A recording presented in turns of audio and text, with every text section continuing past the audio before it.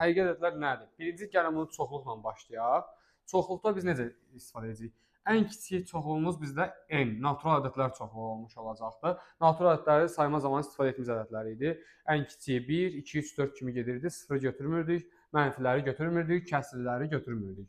Bundan sonra isə gələcək bizdə tam ədədlər çoxluğu z ilə ifadə olunur. Tam ədədlər isə naturallar da bunun içərisindədir və əlavə olaraq da burada sıfır var və mənfiləri də var. Yəni naturalların əksləri də var.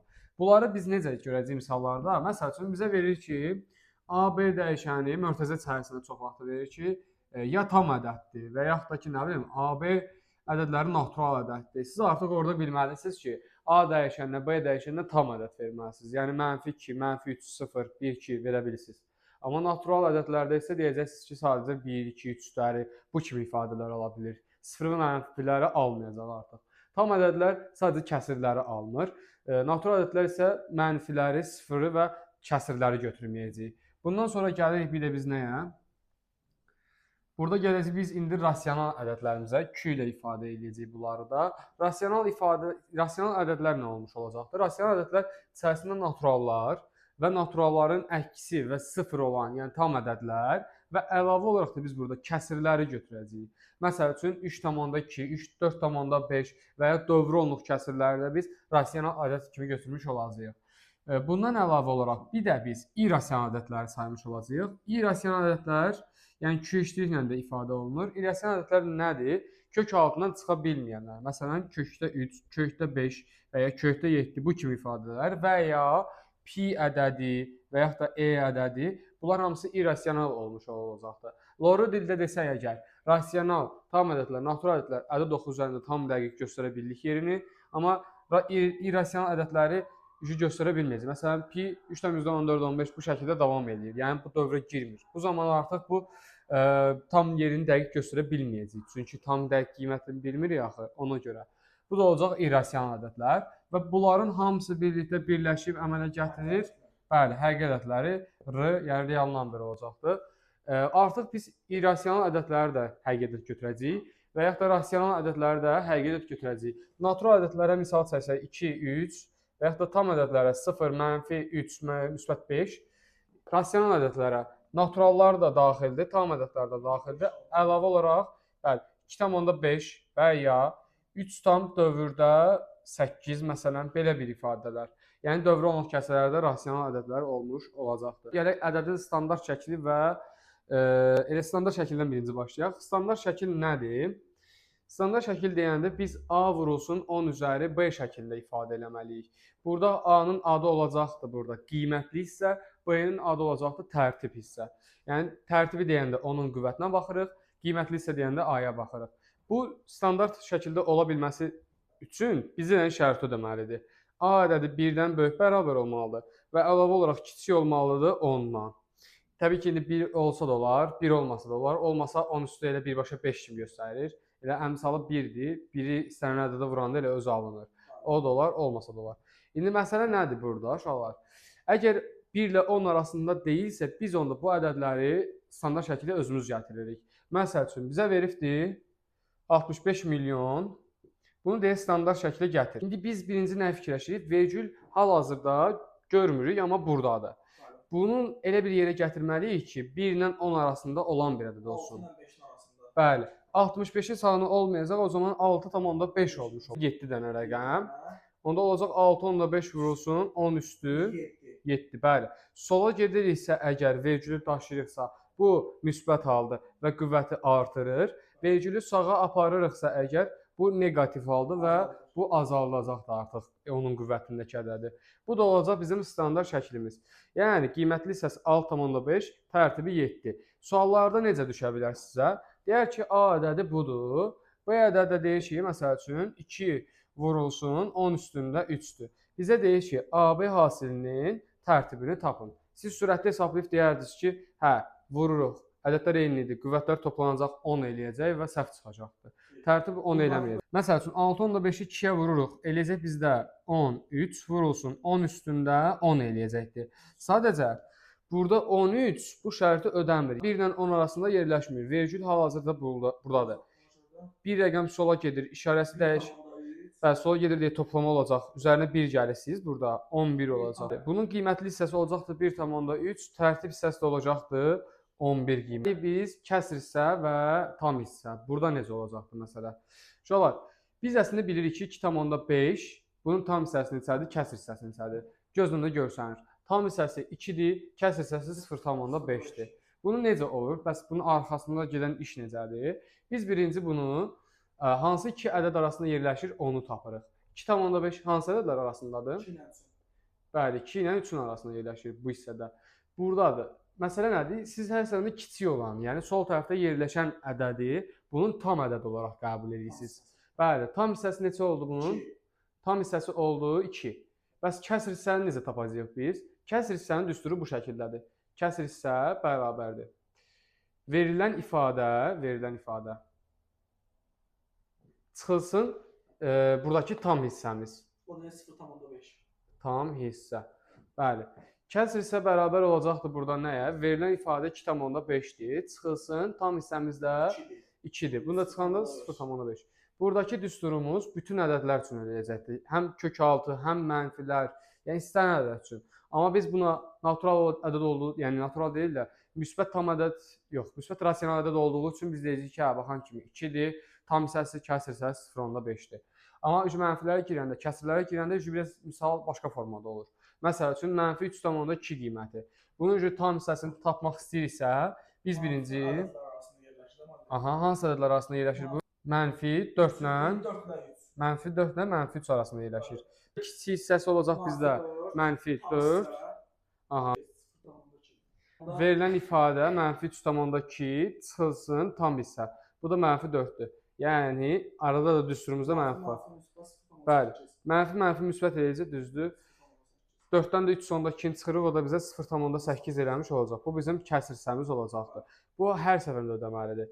Məsəl üçün, başqa bir dənə kök altılı bir ifadə deyək. Kök altında olsun 13 qiyməti. Bu hansı ədədlər arasında yerləşir? 9 ilə 16. Bəli, kökdə 9 ilə kökdə 16 arasında yerləşir. Kökdə 13-dür. Biz bunun tam hissəsində həmişə soldakı tərəfini götürürük. Tam hissə oldu 3 qiyməti. Bəs kəsr isə verilən ifadədən kök altında 13-dən çıxırıq biz tam hissəsini, yəni 3-ü. Bu da olacaq bizdə kəsr hissəmiz. Deməli, indi məsələ nədir? Bizdə kök altılı bir ifadə verə bilir. Kök altında məsələn versin bizə 23 çıx 4 qiyməti. Bir dənə də fərqli bir şey yazaq. Burada 2 olsun. Bir dənə də bizə başqa bir ifadə olsun. 10 çıxaq kökdə 7 məsələn. Bunların tam və kəsr hissəsini tapmaq tələb olunur. Onda nə edəcəyik biz? Burada tam hissəni tapmaq üçün bəli, olacaqdır burada 4-dən 5 kökdən 6 gəlir burada kökdə 23 şəklində qalır. Biz nə edəcəyik burada? Deməli, bunun kəsr təxmini bir dənə ədəd verirsiniz 4 ilə 5 arasında. Məsələn, neçə verək buna biz? 4,2 verək. Bu ifadə olacaq 4,2 çıx 2. Nə verəcək təxminən bizə? 2,2, düzdür. İndi biz bu ədədin tam hissəsini tapmalıyıq artıq. Tam hissəsi bizə nə verəcəkdir verilən ifadənin? Bəli, 2. 2 olmuş olacaqdır. İndi biz verilən, yəni kəsr hissəni tapa bilmək üçünsə, verilən ifadənin tam hissəsini çıxırıq. Yəni, çıxırıq tam hissə 2-ni.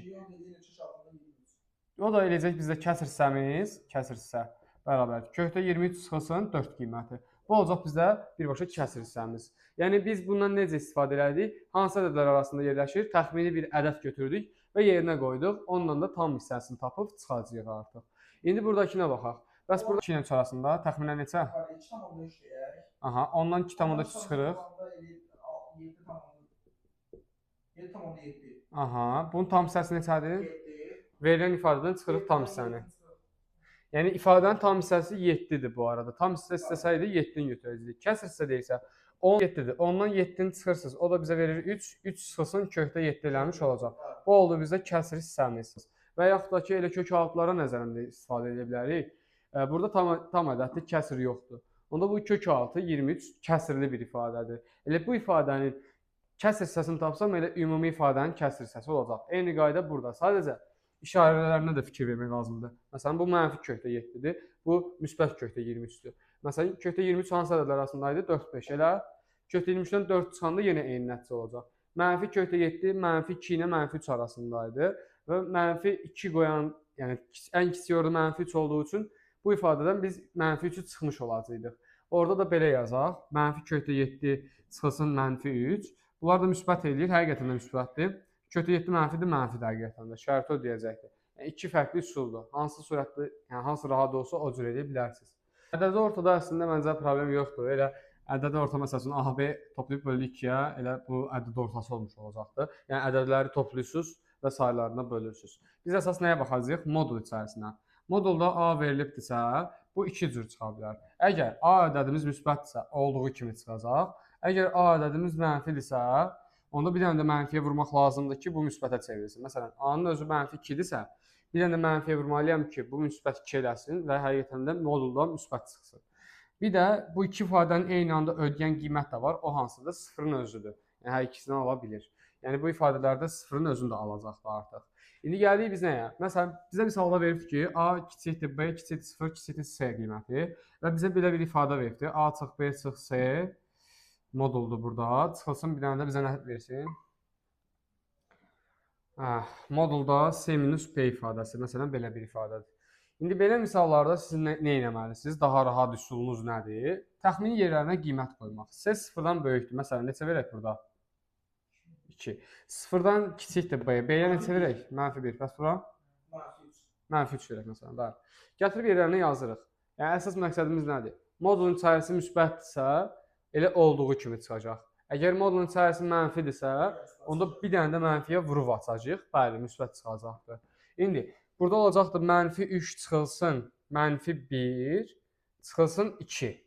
Bu mənfiyə vurulanda nə eləyəcəkdir bizdə? Müsbət 1. -3-ün üzərinə 1-i gəlsək nə alacaq biz? -2, bir də -2 var. Çıxırıq təzəmdə 2-ni. -4. Yəni modulun içərisi mənfi oldu. Biz indi bunu müsbət eləyə bilməyimiz üçün bu işarələrini dəyişməliyik. A oldu mənfi, B oldu müsbət, C oldu müsbət. Bu formada. Arada çıxaq var. Mörtəzə xaricində qeyd edirəm. Mörtəzə içərisindəkilərin işarələrinə fikir verəcəyik də birinci açacağıq. C çıx B. Yəni 2 çıxılsın -1. 2 çıxılsın -1 bizə nəyi verəcəkdir? Toplama olur. 2-nin üzərinə 1 gəlirik, 3 alırıq ki, bu da bizə müsbət ədədi vermiş olacaq. Müsbətdir deyə bu olduğu kimi qalacaqdır. C çıx B formasında. Sadəcə mörtəzə bəndə mənfi olduğu üçün işarəsini dəyişəcək. C olacaq mənfi, B olacaq müsbət ifadə. Və buradan indi istilah gələnlər varsa, artıq onları sadələşəcəksiniz. Məsələn, 2 dənə B aldıq, bir dənə də mənfi A aldıq. Artıq bu bizim olacaqdır cavabımız. Siz yerlərinə qoyacaqsınız. Yəni təxmini bir ədəd verin, yerlərinə qoyun, görün nələr alınacaqdır. Bizə deyir ki, AB kvadratı kiçikdir 0-dan, B C kvadratı böyükdür 0-dan. Məsəl üçün başqa nə versin də? ABC hasili də məsəl üçün 0-dan böyükdür. Deyir ABC-nin qiymətdə işarələrini təyin edin. Belə misallarda həmişə birinci fokuslanacağınız sizə nədir? Üstü cüt olan ifadələrdir. Yəni kvadrat, üstü 4, üstü 6, 8 bunlardır. Məsəl üçün və yanında tək bir dənə dəyişən olsun. Yəni üstü cüt olmayan tək olsun. Məsələ nədir? Bəlkə burada C-də veribdir. Artıq siz onu ən axıra saxlamalısınız. Belə olan halda nədir məsələ? Bu B-nin işarəsini biz bilmirik. Mənfi də ola bilər, müsbət də ola bilər. Hər ikisində də cüt dərəcə olduğu üçün qüvvətə yüksəldiləndə müsbət verəcəkdir bizə. İndi müsbəti nəyə vuranda mənfi alarıq biz? Mənfiyə. A-nın işarəsi mənfi oldu. B-ni hələ də bilmirik. Buna görə müsbət yaza bilmərik. Çünki kvadratdır orada. O mənfi 2-nin kvadratı da bizə müsbət 4-ü verir. Müsbət 2-nin də kvadrat 4-ü verir. İndi C kvadratı bu da müsbətdir. Müsbəti nəyə vuranda müsbət alarıq? Müsbətə. B müsbət olduğunu tapdıq. Deməli A mənfidir, B müsbətdir. Bizə deyir 0-dan böyükdür bu. Gəlin C-nin işarəsini tapaq. Mənfini müsbətə vuranda nə əldə edirik? Mənfi. Mənfini nəyə vuranda müsbət olacaq? Mənfiyə vuranda. Deməli C-nin də işarəsi mənfi olmuş olacaq. Cavab oldu mənfi, müsbət, mənfi şəklində. Bəzi kəsirli ifadələrimiz olur. Biz orada irəlisaqdan azad edirik məxrəcini. Məsəl üçün 1 bölünsün kökü 3 ifadəsidir. Biz bunu məxrəcini irəlisaqdan azad edəndə qoşmasına vururuq. Əgər tək ifadədirsə, elə özünə vururuq. Amma məxrəcdə olsaydı 2 bölünsün 3 kök 3 üstəgəlsin 4 qiyməti, bunun qoşması arasındakı bir dənə işarəsini dəyişməsi deməkdir. Yəni kök 3 çıxılsın 4 olmuş olacaq ki, kəsri məxrəc və sürətini eyni qaydada vururuq ki, ixtisas edəndə yenə eyni ifadə olsun, ifadə dəyişməsin. Vəssalam. Bunlar da olacaqdır qoşmaları. Yəni açıq da sual olsa, gördünüz ki, məxrəcdə kökaltlı bir ifadə alıbsınız, onu o formada saxlamalı deyilsiniz. Çünki bu tam həll deyil. Bir dənə də onun məxrəcini irrasionallıqdan azad etməlisiniz ki, tam ifadəni əldə eləyəsiniz.